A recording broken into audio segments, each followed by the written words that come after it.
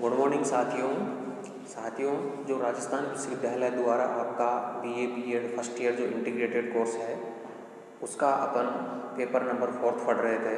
तो उसमें जो फर्स्ट इकाई है उसमें कुछ टॉपिक्स अपन पढ़ रहे थे, जैसे अनुदेशात्मक प्रणाली, शैक्षिक उद्देश्य, ठीक है ना, इनके बारे में। तो फर्स्ट इकाई में जो अपनी पहली क्लासें हो चुकी हैं उनके बाद का टॉपिक अपन को अध्ययन करना है। तो मैंने यहाँ बोर्ड पे नोट किया है कि शिक्षा तकनीकी का स्वरूप, शिक्षा तकनीकी के प्रमुख पक्ष और शिक्षा तकनीकी के उद्देश्य, ठीक है ना, इन टॉपिक्स के बारे में आज अपन को यहाँ अध्ययन करना है। तो सबसे पहले अपन यहाँ देखेंगे कि शिक्षा तकनीकी का स्वरूप क्या है। देखिए बच्चों कि जैसे छोटा बच्चा होता है, ठीक है ना, तो उसके पास सिर्फ प्राकृतिक समझ होती है, यानी कि जन्म के अलावा, यानी कि वो जैसे जैसे जन्म के अनुसार बड़ा होता है, सामाजिक परिवेश में आता है, तो उसे बाहरी ज्ञान कुछ भी नहीं होता, ठीक है ना।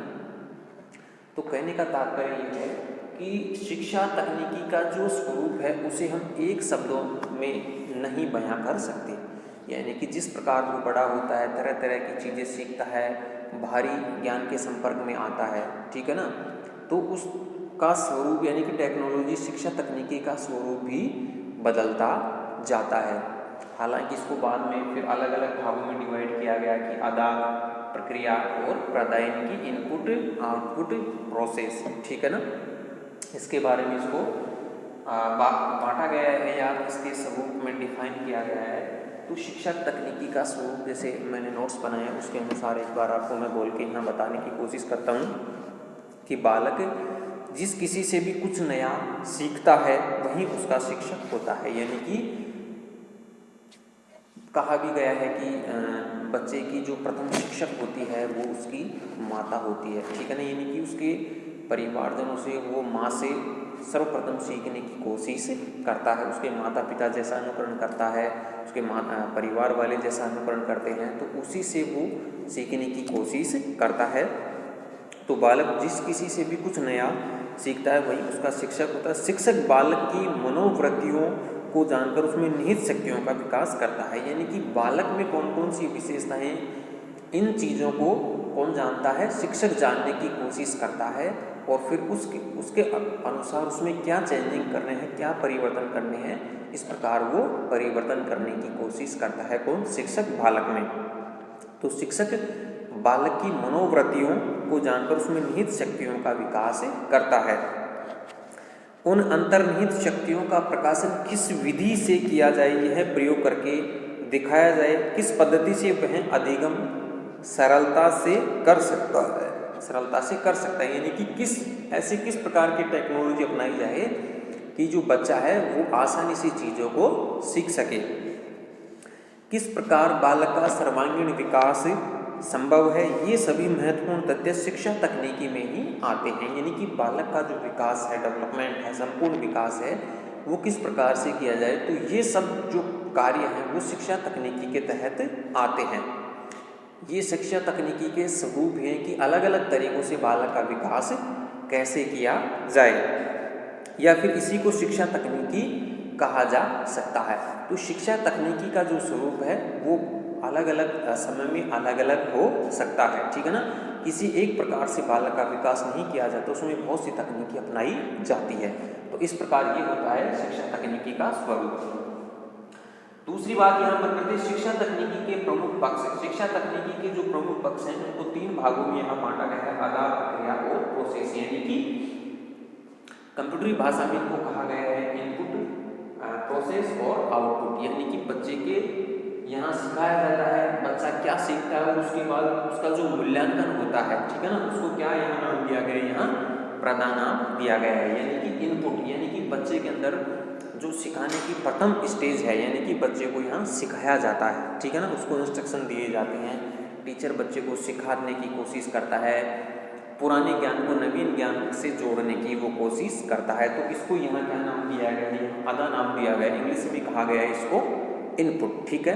तो अदा के तहत सबसे पहले तो आप ये देखिए शिक्षा तकनीकी के प्रमुख पक्ष अगर आपको परीक्षा में यहाँ पूछा जाता है तो अदा, प्रक्रिया और प्रोसेस, इनपुट, प्रोसेस और आउटपुट, ये आपको बताना है। ठीक है, फिर अदा के तहत क्या है कि यहाँ प्राचीन ज्ञान को नवीन ज्ञान के साथ यहाँ जोड़ा जाता है। ठीक है ना, बच्चे को प्रारंभिक नॉलेज दिया जाता है। ठीक है, फिर ज्ञान का संचार उसमें किया जाता है। फिर अगला जो चरण है प्रोसेस, यानी कि बच्चा क्या सीखता है, उसमें क्या तर्क संगत बातें करता है। ठीक है ना, और फिर उसका जो मूल्यांकन होता है उसको यहाँ प्रदानाम दिया गया। तो सबसे पहले अपन देखते हैं अदा। इसमें बालक के प्रारंभिक व्यवहार की जानकारी की जाती है या जानकारी ली जाती है, यानी कि प्रारंभिक जो उसका सामान्य जानकारी है, उसका नॉलेज है, उसकी जानकारी यहाँ प्राप्त की जाती है। दूसरा है कि उसकी मानसिक स्थिति, प्रेरणा स्तर तथा प्रारंभ में विद्यमान ज्ञान का पता लगाया जाता है, यानी कि उसकी मानसिक स्थिति कैसी है, वो पढ़ने में कैसा है, बहुत इंटेलिजेंट बच्चा है, साधारण बच्चा है या कैसा है। प्रेरणा स्तर तथा प्रारंभ में विद्यमान ज्ञान का पता लगाया जाता है कि बच्चे को क्या आता है क्या नहीं आता। ठीक है, तीसरा पूर्व ज्ञान के आधार पर ही पाठ्य वस्तु का चयन किया जाता है, यानी कि बालक को अगर कुछ पढ़ने लिखने की आदत नहीं है तो उसको उस प्रकार से ही उसका जो अगली जो सामग्री पढ़ाई जाएगी उसका चयन किया जाता है। या बच्चे को जैसे मान लीजिए सामान्य जानकारी उसको पहले से है तो उसके अनुसार उसकी पाठ्य वस्तु का यहाँ चयन किया जाता है। नवीन ज्ञान को पूर्व ज्ञान से संबंधित करके अधिगम कराया जाता है, यानी कि सिखाया जाता है। प्राचीन जो उसको सामान्य जानकारी उसमें नए ज्ञान को जोड़ा जाता है। पाठ्य सामग्री के साथ साथ शिक्षण सहायक सामग्री भी उपलब्ध कराई जाती है, यानी कि शिक्षण को किस प्रकार से सरलता से शिक्षण जो है सरलतापूर्वक किस प्रकार कराया जाए, यानी कि बालक सरलतापूर्वक किस प्रकार चीज़ों से सीख सकता है। तो ऐसी जो सहायक सामग्री है उसको उपलब्ध करवाई जाती है। कहानी, कथा आदि से विधि से छात्र को विषय वस्तु से जोड़ने की कोशिश की जाती है। विभिन्न कौशलों की अपेक्षा किसी एक कौशल का यहाँ विकास किया जाता है, यानी कि शिक्षण के लिए जितने भी कौशल हैं उन सारे कौशलों को नहीं सिखाया जाता बल्कि किसी एक कौशल को यहाँ सिखाया जाता है, एक बल पर बल दिया जाता है। तो ये सब चीज़ें किसमें होती है, यहाँ अदा यानी कि इनपुट में ये सब कार्य किए जाते हैं। दूसरी जो प्रक्रिया आती है वह प्रक्रिया इसको इंग्लिश में कहा गया है प्रोसेस। तो इन चीज़ों के बाद बच्चा क्या सीखता है, क्या प्रोसेस करता है। ठीक है ना, जो टीचर ने जो प्रारंभिक ज्ञान उसको बताया उसके बाद वो ज्ञान को किस प्रकार से संचित करता है, ये सब चीज़ें किसमें होती हैं, यहाँ प्रोसेस में होती हैं। पढ़ाई जाने वाली विषय वस्तु को तार्किक ढंग से प्रस्तुत करने का वातावरण सर्जित किया जाता है, यानी कि जो पढ़ाया जा रहा है उसको बालक किस वातावरण में सीखेगा, ऐसा वातावरण तैयार किया जाता है। भाषण कौशल का प्रयोग करता हुआ शिक्षक बालकों को सक्रिय रखने के लिए कभी सभी विधि प्रविधियों का सहारा लेता जब तक बालक संतुष्ट नहीं हो जाता। यानी टीचर बोलता हुआ शिक्षक जो है बालकों को सक्रिय रखने की कोशिश करता है कि यानी कि बच्चे एकदम पढ़ने के लिए एक्टिव रहें और सभी विधियों प्रविधियों या सहायक सामग्री का वो यूज लेता है कि जब तक बच्चे सीख नहीं जाते। प्रस्तुतिकरण, पुनर्बलन, वाचन आदि सभी संप्रेषण विधियों का प्रयोग किया जाता है, यानी कि प्रस्तुतिकरण यानी कि शिक्षक जो पाठ्य सामग्री है उसका प्रस्तुतिकरण किस प्रकार से यहाँ किया जा रहा है। पुनर्बलन, बच्चे सही बता रहे हैं गलत बता रहे हैं तो उसका पुनर्बलन एक शिक्षक देता है बच्चों को, तथा वाचन यानी कि बोलने की क्षमता आदि सभी संप्रेषण विधियों का प्रयोग किया जाता है। शिक्षक छात्र के व्यवहार का अवलोकन कर उचित परामर्श प्रदान करता है, यानी कि बच्चे किस प्रकार का कार्य कर रहे हैं, जो पढ़ाया गया है उस पर बच्चे किस प्रकार का कार्य कर रहे हैं, तो इसके लिए जो परामर्श की आवश्यकता होती है वो परामर्श शिक्षक बच्चों को यहाँ देता है। छात्र के व्यवहार परिवर्तन के लिए निर्धारित उद्देश्यों को यहाँ पूरा किया जाता है, यानी कि व्यवहार परिवर्तन बच्चे में किस प्रकार से हो, ये सब कार्य इसमें किए जाते हैं। तो ये सब कार्य इसमें यहाँ होता है प्रक्रिया में, प्रोसेस में। तीसरा जो प्रमुख पक्ष है इसका प्रदाय यानी कि आउटपुट, यानी कि इन सब चीज़ों के बाद बच्चे का आउटपुट कैसा निकल रहा है, यानी कि उसका मूल्यांकन यहाँ किया जाता है। तो कराए गए अधिगम का मूल्यांकन करना छात्र में वांछित परिवर्तन हुआ है या नहीं, इस बात की जांच की जाती है, यानी कि बच्चे को जो सिखाया गया है या उसमें परिवर्तन की कोशिश की गई है वो परिवर्तन बच्चे में हुआ है या नहीं, इस बात की जांच की जाती है।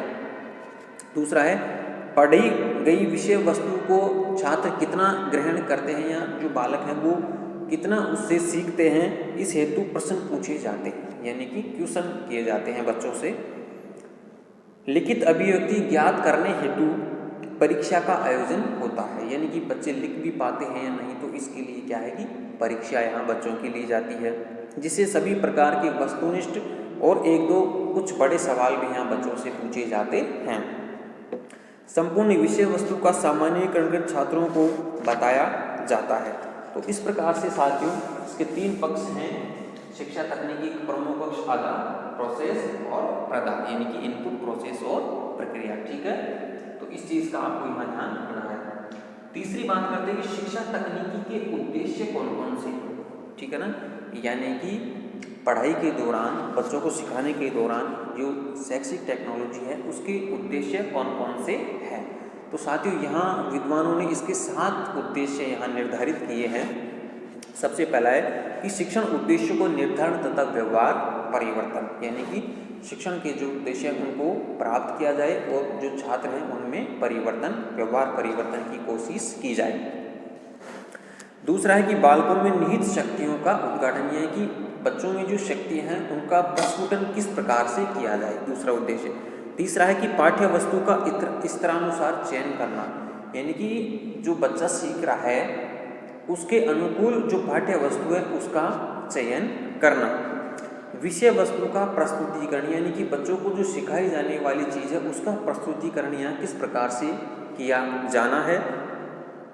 अगला है विभिन्न विधि प्रविधियों कौशलों से अवगत कराना, यानी कि जितनी भी सहायक सामग्री कौशल हैं, विधि प्रविधियां हैं, उनका अधिक से अधिक उपयोग करना अधिगम के लिए। दिए गए अधिगम का मूल्यांकन करना। और 7वां है कि छात्रों को आकर्षित करने हेतु उन्हें प्रोत्साहित करना। तो ये साथियों जो है शैक्षिक तकनीकी के यहाँ उद्देश्य बताए गए हैं। अगर आपको इनको विस्तृत तौर से भी पूछा जाता है तो इनके बारे में आपको यहाँ लिखना होगा। अब अगला बिंदु अपन देखते हैं कि शिक्षा तकनीकी का क्या महत्व है, ठीक है ना, शैक्षिक टेक्नोलॉजी जो अपनाई जाती है उसका क्या महत्व है, तो उसको अपन यहाँ देखने की कोशिश करते हैं।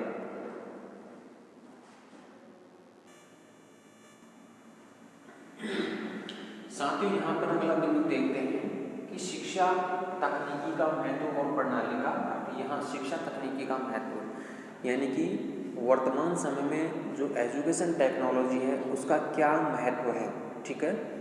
तो साथियों आज के समय में जो शिक्षा का प्रसार हो रहा है, शिक्षा को सरलतापूर्वक बच्चों को या उच्च शिक्षा में कॉलेज छात्रों को जो शिक्षा सिखाई जा रही है और उस शिक्षा को सरल जो बनाया जा रहा है वो शैक्षिक टेक्नोलॉजी के माध्यम से ही बनाया जा रहा है।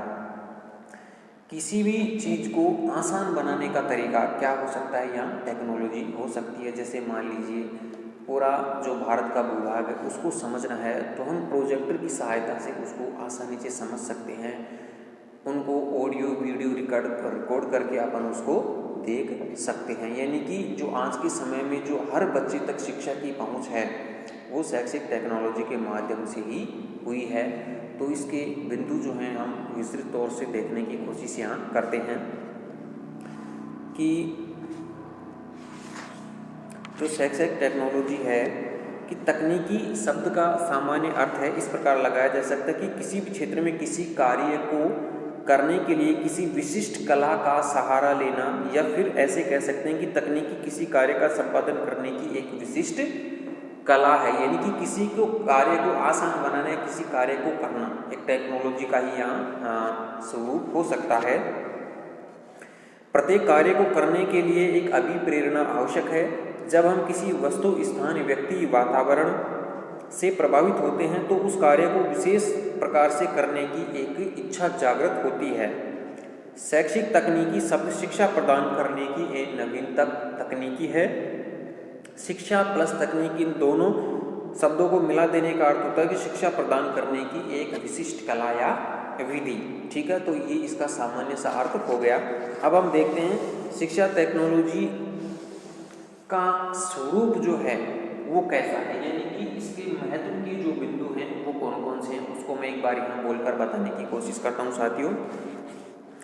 कि शैक्षिक तकनीकी ने अधिगम प्रक्रिया को सरल बनाया है। जैसा मैंने बताया कि शैक्षिक टेक्नोलॉजी से है जो शिक्षा प्राप्त करने की जो शैली है वो आसान हो गई है।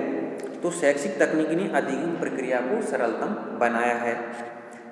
इसने प्राचीन परंपरा से हटकर हमें नवीन विधि प्रविधि प्रदान की है। यानी कि पहले जो प्राचीन समय में जो शिक्षा दी जाती थी वो प्रत्यक्ष रूप से बैठा कर दी जाती थी, जैसे गुरुकुल पद्धति की अपन यहाँ बात करते हैं। आज के समय में जैसे मान लीजिए 500 किलोमीटर दूर क्लास चल रही है तो उसको हम यहाँ बैठे बैठे देख सकते हैं, ऑनलाइन यहाँ पढ़ सकते हैं। तो ये शिक्षा तकनीकी का ही जो है कमाल है। यह वह प्रक्रिया जिसने शिक्षा को यंत्र से जोड़ा है। शिक्षण प्रक्रिया में मशीनों का उपयोग इसी तकनीकी देन है। यानी कि शिक्षा में जो टेक्नोलॉजी है मशीनों का जो यूज है वो इसी की देन है। सीखे गए ज्ञान को नवीन पद्धति से संचित रखने हेतु विभिन्न उपकरण रेडियो, टेलीविजन, टेप रिकॉर्डर आदि उपलब्ध कराए गए हैं। यानी कि जो शिक्षा का वर्तमान में जो स्वरूप है उसको हम सिर्फ प्रत्यक्ष रूप से ही क्लास में बैठकर नहीं पढ़ सकते। यानी कि रेडियो है, टेलीविजन है, प्रोजेक्टर है, इनके माध्यम से हम उसको पढ़ सकते हैं, सीख सकते हैं इन चीज़ों से, ठीक है ना। तो ये क्या है, शिक्षा के स्वरूप बदल गया है उसको सीखने का। तो ये क्या होता है, उसकी उपयोगिता हो गई, टेक्नोलॉजी की उपयोगिता हो गई। शिक्षा का प्रसार वैज्ञानिक विधि से करना इसी की देन, यानी कि शिक्षा तकनीकी ही देन है। शिक्षण सिद्धांतों में व्यवहारिक स्वरूप प्रदान किया जाता है। शैक्षिक तकनीकी के द्वारा दूरस्थ क्षेत्रों में भी शिक्षण प्रक्रिया संभव हो पाई है। यानी कि जैसे मान लीजिए जहाँ शिक्षा संभव नहीं थी ऐसे क्षेत्रों में भी टेक्नोलॉजी की सहायता से शिक्षा दी जाती है बच्चों को। इसने शिक्षा को जन साधारण की शिक्षा बनाया है। प्रशिक्षण के सिद्धांतों का प्रतिपादन किया है। शिक्षण कौशलों सोपानों के माध्यम से शिक्षण में क्रमबद्धता लाई जा सकती है। यानी कि शिक्षण कौशलों से विभिन्न प्रकार के जो सोपान है तो उसमें शिक्षण में एक तरह से क्रमबद्धता लाई जा सकती है। शैक्षिक प्रबंध का नियोजन इसी की देन है। प्रशिक्षण मनोविज्ञान प्रणाली विश्लेषण के रूप में नई तकनीकी का आविष्कार इसने किया है। इसके द्वारा भावी शिक्षक प्रशिक्षक तैयार किए जा रहे हैं। प्रत्येक छात्र को उसकी आदत, रुचि, जिज्ञासा के अनुरूप शिक्षित किया जा सकता है। घर बैठे शिक्षण प्रशिक्षण प्राप्त किया जा सकता है। तो ये साथियों क्या है, शिक्षा तकनीकी के महत्व हैं। काफ़ी सारे बिंदु, इनको आप किसी भी प्रकार से लिख सकते हैं। तो अगर आपको जैसे मान लीजिए परीक्षा में पूछा जाता है शैक्षिक तकनीकी का महत्व, तो इस प्रकार की बातें आपको यहाँ इसमें लिखनी है। दूसरा बिंदु यहाँ पर देखते हैं साथियों, प्रणाली का अर्थ, यानी कि सिस्टम अप्रोच, यानी कि जो सिस्टम है उसका अर्थ क्या है। यानी कि शिक्षा के तहत जो प्रणाली है, सिस्टम अप्रोच, प्रणाली उपागम है, उसका क्या यूज है, यहाँ क्या अर्थ है। तो शिक्षा को एक व्यवस्थित या क्रमबद्ध रूप से व्यवस्थित कर और छात्रों को जो प्रशिक्षण दिया जाता है, छात्रों को जो ज्ञान दिया जाता है, छात्रों में जो अधिगम की प्रक्रिया की जाती है, उसी को हम यहाँ सिस्टम या प्रणाली कहते हैं। तो आपके नोट्स में क्या दिया है यहाँ, प्रणाली का अर्थ वो उसमें देख लेते हैं कि प्रणाली किसी कार्य को करने की नियमबद्ध संरचना होती है। यानी कि किसी भी कार्य को सिस्टमेटिक तरीके से करना, ठीक है ना, सिस्टम से करना। जैसे मान लीजिए अपन कोई बड़ा सा कार्य करते हैं तो कई लोग कहते हैं कि इसने वास्तव में नियोजित या सिस्टम से इस कार्य को किया, तब जाकर ये कार्य सफल हुआ। तो किसी भी कार्य में सिस्टमेटिक तरीके से उस कार्य को संपन्न करना, यहाँ क्या है, प्रणाली का अर्थ है। तो प्रणाली किसी कार्य को करने की नियमबद्ध संरचना होती है।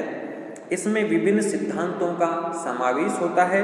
कार्य का उद्देश्य और लक्ष्य को ध्यान में रखकर ही प्रणाली का निर्माण किया जाता है। यानी कि कोई बड़ा कार्य है तो उसमें उसको सिस्टमेटिक तरीके से व्यवस्थित किया जाता है, तभी वो कार्य सफल होता है।